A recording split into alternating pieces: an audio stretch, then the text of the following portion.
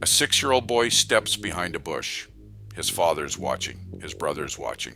3 other children are crouched in the same row of bushes, all of them giggling, all of them waiting to jump out and scare the adults walking down the trail. The other children jump out. Dennis does not. His father is close enough to see them go in. The bush is small. The meadow is open. It is 4:30 in the afternoon, in clear daylight, on the most heavily traveled trail in the Great Smoky Mountains. 1,400 people would eventually search for him. Green berets, helicopters, 56 square miles of mountain. They never found a footprint. They never found a thread of his red shirt. This is the disappearance of Dennis Lloyd Martin. And after 57 years, no one has ever been able to explain the few minutes in which he ceased to exist. The Martin men went to the mountains every Father's Day. It was a tradition that stretched back over half a century, back to a time when the family worked the same Tennessee soil each spring. By 1969, it had become an annual hike into the Great Smoky Mountains National Park. That June, 4 of them made the trip: William Martin, the father; Clyde Martin, the grandfather; Douglas, 9 years old; and the youngest, Dennis, 6 years old, almost 7. Dark, wavy brown hair, brown eyes. A quiet boy, his father said. The kind of child who would not call out if he got lost. He would just keep walking. It was Dennis's first overnight camping trip. They arrived at Cades Cove and hiked to Russell Field, where they spent the night. The next morning, Saturday, June 14th, they set out for Spence Field, a high mountain meadow on the Appalachian Trail, known for its wide views and its blooming mountain laurel. Along the way, they met another family, also named Martin. No relation, just a coincidence of names. That family had children too, and by mid-afternoon, the boys had found each other, the way children do. That is when one of them had an idea.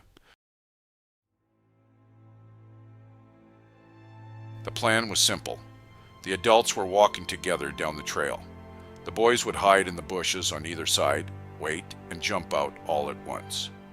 There was one problem. Dennis was wearing a bright red shirt. The other boys told him it would give him away. Too easy to spot through the leaves.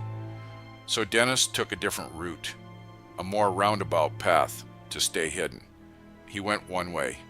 The other 3 boys went another. William Martin saw it happen.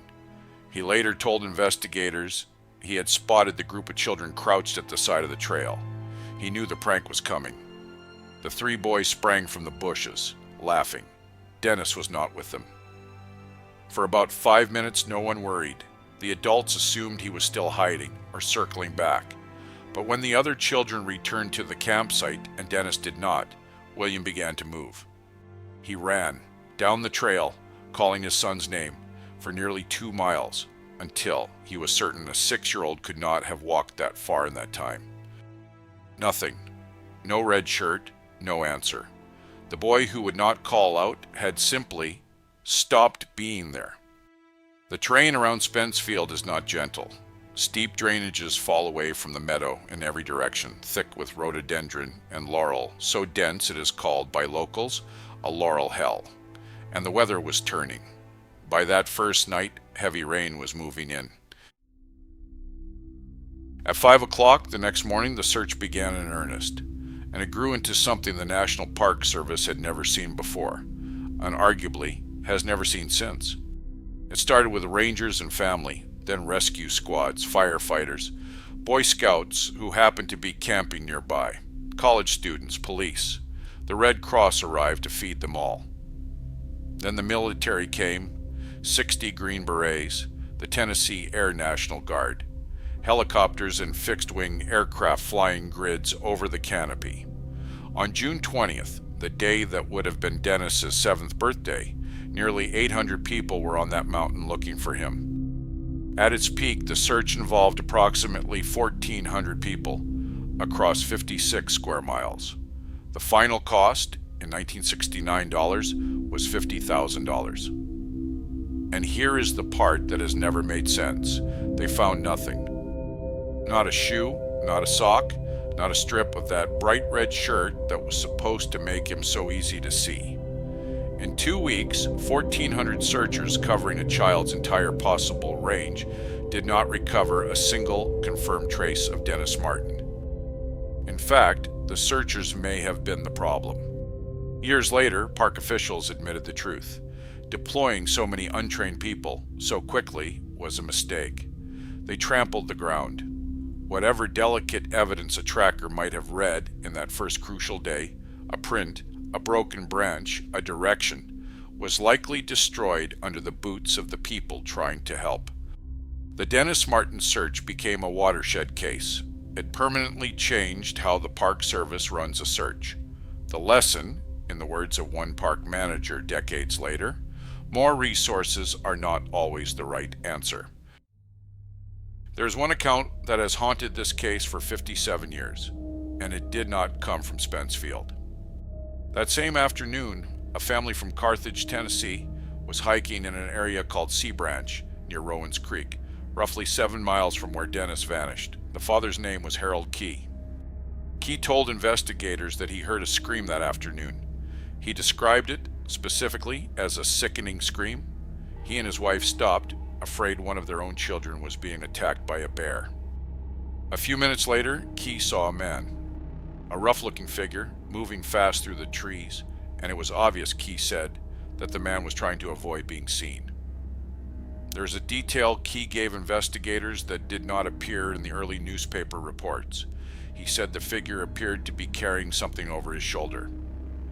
For years, the assumption was that 7 miles was simply too far.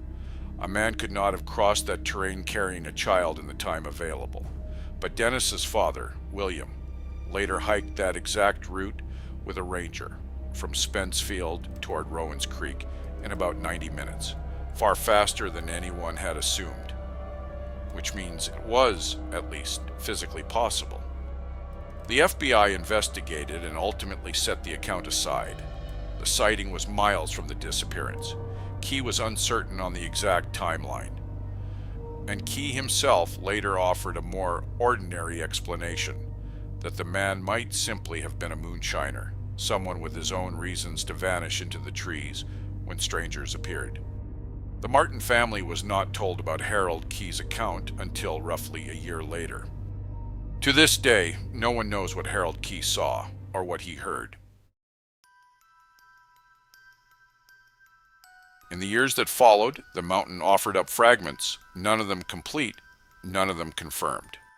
A veteran ranger named Dwight McCarter, who worked the original search, later spoke about smelling what he believed was decomposition along the West Prong Trail, only to be told the area had already been cleared. A shoe print of the Oxford type Dennis had been wearing was reportedly found near the West Prong, but investigators did not examine it closely.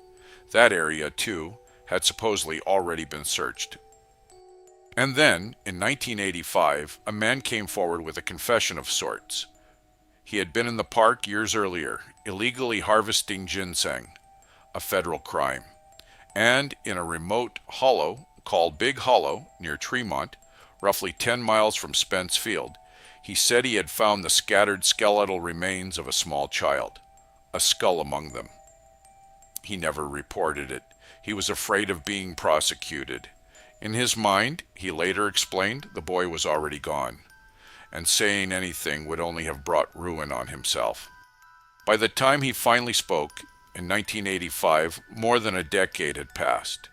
When searchers returned to Big Hollow to look, there was nothing left to find. So, the threads never tie together. A scream 7 miles east, a smell of death along a trail to the west, a shoe print no one examined, bones in a hollow 10 miles away, reported 16 years too late. Each one points somewhere different. None of them points home. What we are left with is the bush. A small bush in an open meadow in clear afternoon light. A father standing close enough to watch.